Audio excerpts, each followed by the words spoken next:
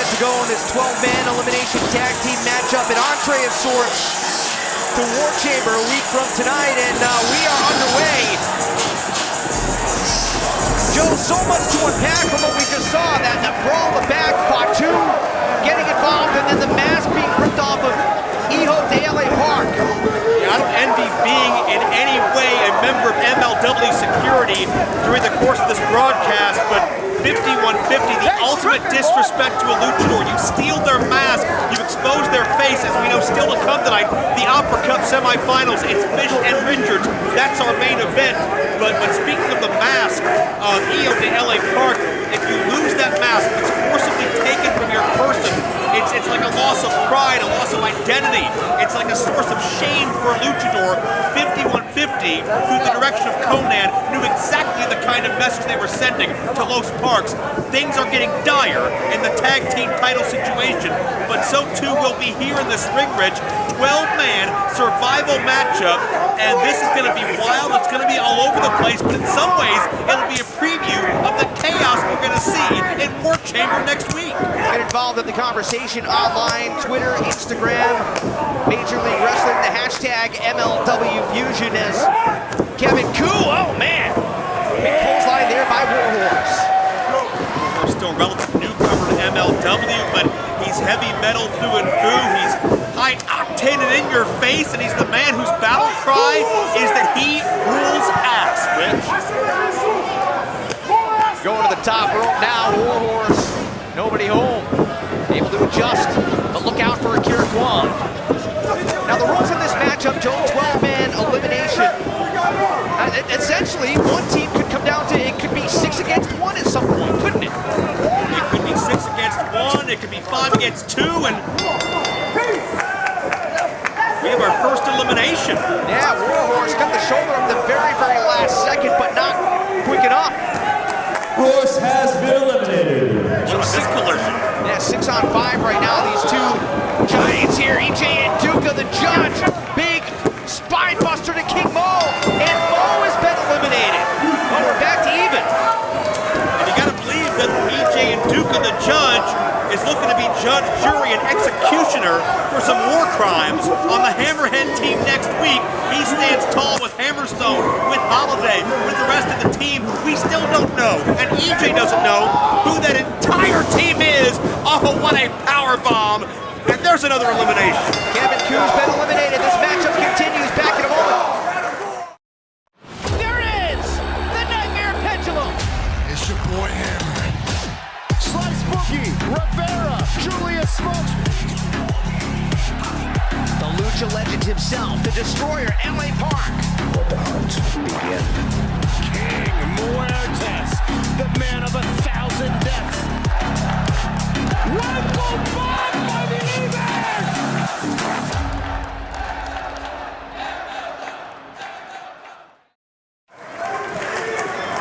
We're back here in this 12-man elimination matchup, MLW Fusion Alpha. We've already had an elimination on each side, so it is down to 5 on 5 right now. Richard Holiday and Casey Navarro. Two very loud and bold personalities, I think you'd say. And Holiday, to me, is quite an X factor in his own right, because on the surface, on paper, it seems like he is not necessarily stylistically set out to succeed in War Chamber, but he's there for his friend Hammerstone, but he may not make it because Casey Navarro, the Miami native, is taking Holiday to task. Navarro going to the top rope, has Holiday lined up. Navarro, big frog splash. Incredible height. Cover. Holiday out at 2. Now, did you hear what Joseph Samael had to say about Richard Holiday? You heard from Samael just, a lot of inflammatory comments towards these fans here in Philadelphia. Window lickers. Team Hammer as Zenshi tagged in. He called them window lickers. Yeah. There may be some penance to pay for those remarks. Two young athletes in the ring now, Rich, that have among the brightest and biggest potential. I think Casey Navarro, many will say, is a star on the rise. Zenshi, all the way from South America to make his dream come true. He's been a champion across across the world looking to replicate that here in MLW. He's going to be a part of that ladder matchup for the National Openweight Championship on Thanksgiving. But check out Navarro. Wow, but Zenshi landed on his feet after that head scissors. Zenshi extremely creative. Pulls moves out of his back pocket that you can't even describe, Joe. Yeah, the name Zenshi comes from the Japanese language. It means complete history. There's a hook in the leg, and only a count of two. Zenshi, it refers to the name in the sense of pulling from your past, your present, everything you've done to become a complete competitor, a complete package in that ring. And that's what Zenshi's trying to do. But look out for Akira Kwan. He'll be part of War Chamber as well, and he's looking for a victim. But Zenshi's fighting the odds. Took out both men with that kick, Akira Kwan. And Casey Navarro looking for the elimination here. Zenshi trying to put Kwan away, kick out at 2. Big main event still to come. Opera Cup semifinals. Who's going to advance to the final matchup? Davey Richards squares off with Bobby Fish. Our main event is on the way. But this initially 12-man elimination matchup continues on here. Zenshi and Beastman in there now. Yeah, the Stone Age Savage, the Neanderthal, that happens to be 350 pounds. And with Kimchi as your handler, you know he's a very, very dangerous man. Big fall-away slam. Zenshi sent all the way across the ring. And on the outside there, Kimchi celebrating. Look out for Beastman. Good God! Zenshi's head crushed between Beastman and the turnbuckle. Corner cannonballs. Now we have to start to question, will Zenshi be ready to compete at Thanksgiving? And he's out. Zenshi eliminated. An early feast for the Beastman. Rich, can you imagine? Oh, wait a minute. Salvio Vega, the veteran from the island of Puerto Rico, he has never shown fear or intimidation in his career. The brawling Boricua has the kendo stick. And listen to Philadelphia.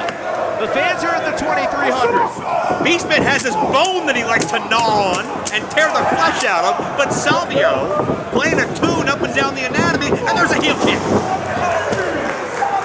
Savio Vega trying to put Beastman away. No, wait a minute, the referee grabbing hold of the kendo stick. This is not a no disqualification match, and Beastman capitalizes. Big clothesline and now a big splash. Savio's been eliminated, wow. And you gotta wonder, Rich, what would a victory here to become part of the survivors on the winning team do to boost whomever survives this absolute chaotic endeavor? And on the other side of it, for Holiday, for Nduka, what does that mean for them confidence-wise going into the War Chamber? But Blue Meanie now has been tagged in. Beastman rolling to the opposite side of the ring. He doesn't seem to know quite what to make of Blue Meanie. The deepest, darkest caves of Western civilization where Beastman came from has never seen a Blue Meanie, I guarantee you.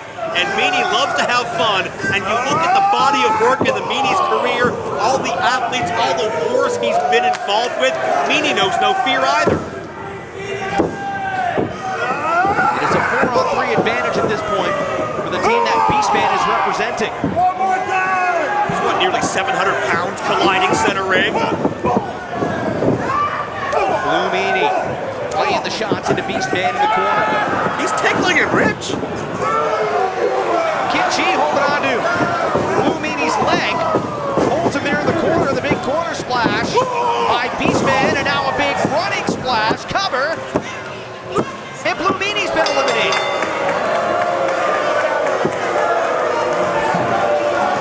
So it is now 4-on-2 as EJ Nduka, the 6'8" Dallas powerhouse, served up 12 eliminations, nearly a third of all Battle Riot participants last July. That broke the record by a landslide.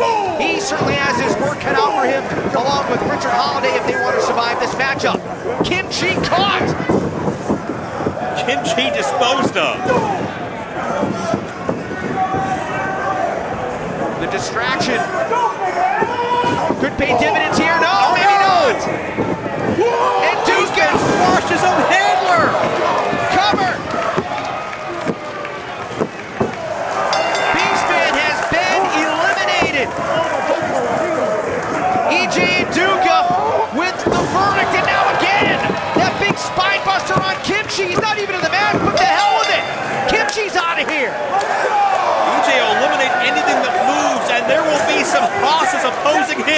In 7 days at War Chamber, EJ's used to going through a field against the odds. We talked about Battle Riot. It's very possible that the numbers game will be to the advantage of Contra, depending on the coin flip in War Chamber. So EJ and Holiday may be against the odds next week as well. And there's history here. Nduka and Richard Holiday, they know each other well. Two former members of the Dynasty had quite the public split. Holiday saying that Gino was ousted from the Dynasty. Gino saying, no, I quit.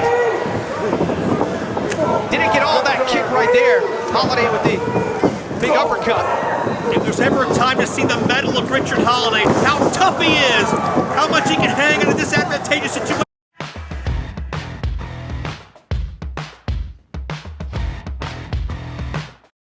It's time to show it.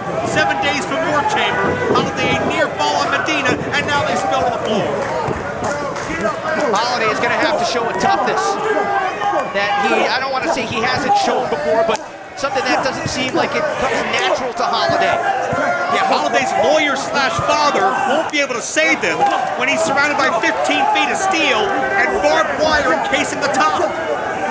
Holiday and Medina fighting up the ramp as Casey Navarro grabs hold of EJ Nduka's leg. Akira Kwan with a super kick takes out Holiday. And that'll be a member of the opposing team for Holiday, and that will be the count out. I think Holiday's been eliminated. So EJ Nduka, you're right, Joe. Nduka is the last man of the matchup, and he is outnumbered. That's thanks to the distraction of Akira Kwan on the outside. It is 3-on-1 against the judge. This 6'8" monster being beaten down to size, and EJ fights everybody off. Nduka was a standout at the WWE Performance Center. How on earth do you let a guy like this, a franchise player, how do you let him become a free agent? How in the world do you fight against this man inside of a chamber? There's a cover. One's gone. EJ Nduka delivering the verdict. That big spine buster now catching Casey Navarro off the top. And some curls. EJ's making this look like Gulliver's Travels. Another one gone. Casey eliminated. It's down to Akira Kwan and EJ Nduka. They'll both be in the War Chamber next week. EJ Nduka on the side of the Hammerheads. Akira Kwan, a member of Contra. Nduka grabs hold of Kwan. Choke slam on the way, no, up into the fireman's carry. Kwan trying to fight free with the back elbows. Nduka, my God, impressive strength. What a show of power. Raw, unmitigated strength down into the verdict. An emphatic statement from EJ Nduka. And it is all done. Loser, EJ Nduka. Nduka gets the win for his team. Despite being outnumbered when tagged in, EJ Nduka able to withstand the onslaught. The regulator, the equalizer, the judge, EJ Nduka secures the win here tonight, Joe. But he's in for the fight of his life a week from now. He survived the tag match at EJ Nduka, but can anything adequately prepare you for the toll War Chamber will take? The first elimination, King Mo. Then, with a big power bomb, Kevin Koo was eliminated. Then the spine buster to Beastman. Kimchi wasn't even in the matchup, but he got delivered a verdict, as did Medina. And what a show of strength, a show of power by EJ Nduka. The final verdict eliminates Akira Kwan. EJ eliminated 7 people, and he only had 6 opponents. That's something only this athletic standout can do. We'll see if he has similar success next week in the War Chamber. And this